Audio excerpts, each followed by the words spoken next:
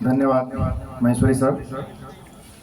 25 दिसंबर 1924 में मध्य प्रदेश के एक साधारण ब्राह्मण परिवार में श्री अटल बिहारी वाजपेयी जी का जन्म होता है।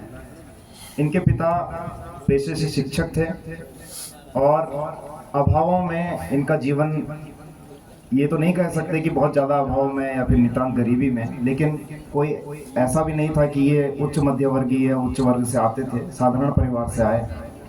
और वही अभाव जब उन्होंने अपनी कविता में अपने युवापन से ही लिखना शुरू किया, उसी को उन्होंने अभिव्यक्त करना शुरू किया, तो धीरे धीरे समय की धारा के साथ साथ वो एक बेहद ओजस्वी वक्ता बन करके उभरे।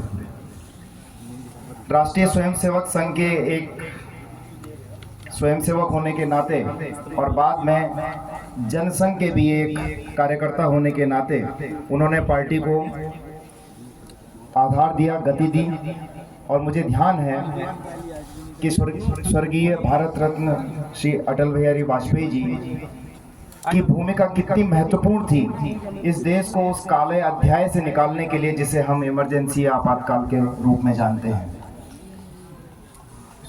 स्वर्गीय वाजपेयी जी ने आपातकाल के बाद जिन जनसभाओं को संबोधित किया, उसमें लोगों की उनको सुनने के प्रति जो दीवानगी थी वो इस कदर थी कि अभी भी अगर आप पुरानी दिल्ली में चले जाएं तो वहाँ के लोग अपने अनुभव बताते हैं कि कैसे रात के कोहरे में, जब ये सर्दियाँ जैसे दिसंबर और जनवरी के महीने में, किस प्रकार से लोग उनको सुनने के लिए लालायित रहते थे। और वाजपेयी जी ने अपने इस नेतृत्व शैली का परिचय तब बखूबी दिया जब उन्होंने एक बेहद दुरह समय में बहुत सारे दलों की सरकार मिला करके कोलिशन गवर्नमेंट बना करके एक साझा सरकार बना करके उसको सफलतापूर्वक 6 वर्ष के लिए चला करके दिखाया। और उस साझा सरकार के दौर में उन्होंने जो आर्थिक सुधार किए, जो राजनीतिक सुधार किए, उसका देश आज उनके लिए ऋणी है। मैं विशेष रूप से, बल्कि ये BA 3rd ईयर के बच्चे यहाँ पर बैठे हुए हैं, ये कई ऐसा भी पूछ लेते हैं कि सर आपके ओपिनियन से देश का सबसे अच्छा प्रधानमंत्री कौन है। तो मैं इनसे कहता हूँ कि भाई एंटोनियो ग्रामशी हमारे एक पॉलिटिकल साइंस के थिंकर हैं, उन्होंने कहा है कि किसी भी बौद्धिक की कोई पार्टी नहीं होनी चाहिए।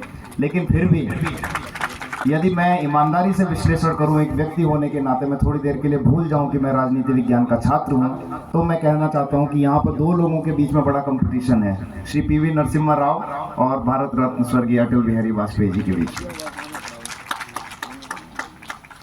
हमें याद है जब मई 1998 में भारत ने दूसरी बार पोखरण में परमाणु परीक्षण करके पूरे विश्व को ये दिखाया कि अब भारत किसी भी प्रकार के दबाव से झुकने वाला नहीं है, उस पर किसी भी प्रकार का कोई भी अंतर्राष्ट्रीय दबाव काम नहीं करेगा। और भारत CTBT पर हस्ताक्षर करने से पहले, जो कि परमाणु प्रतिषेध संधि है, उससे पहले अपने आप को विश्व पटल पर एक परमाणु शक्ति के रूप में स्थापित करके रखना चाहता है। हम वाजपेयी जी के केवल विदेश नीति पर ही नहीं बल्कि आर्थिक सुधारों की भी चर्चा करते हैं। आदरणीय महाराज जी, आर्थिक सुधारों की जो पहल डॉक्टर मनमोहन सिंह और PV नरसिम्हा राव के समय शुरू हुई, वो 2005 में वाजपेयी जी ने उस सुधार को गति दी। और हम ये भी जानते हैं कि फॉरेन एक्सचेंज रिजर्व भारत का उस समय उतनी ऊंचाइयों को छू चुका था जिसकी कि आज सहज कल्पना ही की जा सकती है। मैं इस मंच का प्रयोग भारत रत्न अटल बिहारी वाजपेयी जी को श्रद्धांजलि देने के लिए एक बार पुनः करता हूं, उनके जन्मदिन पर उनको याद करता हूं। और इसी के साथ अपनी BSc की छात्रा कुमारी अपराजिता को यहाँ पर आमंत्रित करता हूँ। और अंत में, लेकिन क्योंकि वाजपेयी जी कवि भी थे और वो अपने प्रिय कवि श्री दुष्यंत कुमार जी को बार बार गुनगुनाया करते थे, तो मैं 2 लाइनें, 2 पंक्तियाँ दुष्यंत कुमार की वाजपेयी जी के मुँह से जो मैंने सुनी वो पढ़ लेता हूँ कि हो गई है पीर पर्वत सी अब पिघलनी चाहिए, इस हिमालय से कोई तो गंगा बहनी चाहिए। मेरे सीने में या तेरे सीने में ही सही, मेरे सीने में न सही तेरे सीने में ही सही, आग है आग तो जलनी ही चाहिए। इन्हीं शब्दों के साथ मैं अपराजिता को आमंत्रित करता हूं कि वाजपेयी जी की कुछ पंक्तियां और अपनी स्वनिर्मित पंक्तियां भी पढ़े। अपराजिता। हेलो, हमारे मध्य में डॉक्टर कृष्ण झा और उनकी धर्मपत्नी डॉक्टर ऋचा झा जी मौजूद हैं। वो परिवार सहित आए हैं। वो महाराज श्री को उनके कोविड काल में किए गए कार्यों के लिए सम्मानित करना चाहते हैं। मैं डॉक्टर ऋचा झा को सादर आमंत्रित करता हूँ कि वो